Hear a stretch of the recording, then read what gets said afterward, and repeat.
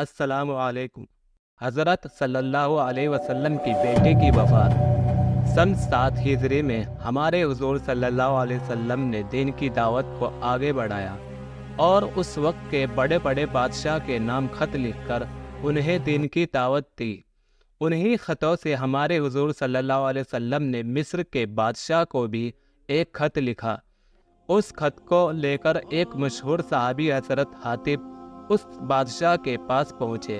اس بادشاہ نے خط کو پڑھا اور حضرت حاتب کا بہت اکرام کیا، لیکن اس نے اسلام قبول نہ کیا۔ جب حضرت حاتب واپس آنے لگے تو اس بادشاہ نے اپنے علاقے کی 2 خوبصورت لڑکیوں کو ان کے سامنے کھڑا کر دیا اور کہا کہ یہ دونوں لڑکیاں میری طرف سے حضور صلی اللہ علیہ وسلم کی خدمت میں پیش کر دینا کہ حضور صلی اللہ علیہ وسلم ان سے نکاح کر لے۔ اور ساتھ ہی اس بادشاہ نے حضرت حاتب کو ایک خط بھی دیا۔ اس میں لکھا تھا کہ اے اللہ کے رسول، یہ دونوں لڑکیاں میں آپ کی خدمت میں بھیج رہا ہوں۔ یہ دونوں بہت اونچے خاندان کی ہے۔ ان دونوں لڑکیوں میں سے ایک کا نام حضرت ماریہ قبطیہ تھا اور دوسری کا نام حضرت سیرین تھا۔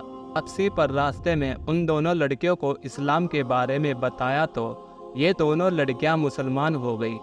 اللہ تعالیٰ نے ان دونوں کو خوبصورتی کے ساتھ ساتھ اچھے اخلاق کا بھی مالک بنایا تھا۔ حضرت حاتب نے ان دونوں کو حضور صلی اللہ علیہ وسلم کی خدمت میں لا کر پیش کیا۔ حضور صلی اللہ علیہ وسلم نے حضرت ماریہ کو اپنے لیے رکھ لیا اور حضرت سیرین کو حضرت حسان کی ملکیت میں دے دیا۔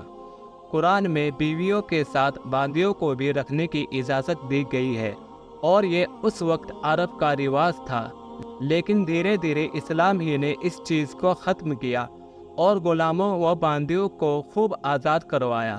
حضور صلی اللہ علیہ وسلم نے حضرت ماریہ کو اپنے پاس رکھ لیا اور پھر 2 سال کے بعد حضرت ماریہ کے پیٹ سے حضور صلی اللہ علیہ وسلم کے لڑکے حضرت ابراہیم کی پیدائش ہوئی۔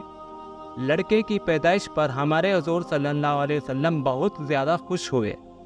وقت گزرتا گیا، یہاں تک کہ حضرت ابراہیم 2 سال کے ہو گئے، لیکن اچانک ایک دن ان کی طبیعت خراب ہو گئی اور پھر دیکھتے ہی دیکھتے اللہ کی طرف سے یہ فیصلہ ہو گیا کہ حضرت ابراہیم کی روح کو قبض کر لیا گیا اور ان کی وفات ہو گئی۔ حضور صلی اللہ علیہ وسلم کو جب خبر ہوئی کہ میرے بیٹے ابراہیم کی وفات ہو گئی تو آپ بہت زیادہ پریشان ہوئے اور جلدی سے گھر پہنچے۔ حضرت ابراہیم کی امی حضرت ماریہ بہت زیادہ رو رہی تھی۔ حضور صلی اللہ علیہ وسلم نے انہیں دلاسا دیا اور پھر غسل و کفن کی تیاری شروع ہو گئی۔ تھوڑی دیر کے بعد جنازہ ہمارے حضور صلی اللہ علیہ وسلم کے سامنے ایک جیسے ہوتا ہے۔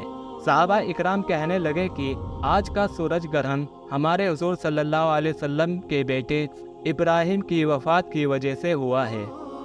جب حضور صلی اللہ علیہ وسلم کو اس بات کی خبر ہوئی تو آپ صلی اللہ علیہ وسلم جلدی سے تشریف لائے اور تمام صحابہ اکرام کو جمع کر کے فرمایا، اے لوگو، چاند سورج اللہ کی نشانیوں میں سے ایک بڑی نشانی ہے۔ ان پر کسی چھوٹے بڑے کی موت کی وجہ سے گرہن نہیں لگتا، اس لیے جب بھی تم گرہن دیکھو تو نماز پڑھا کرو۔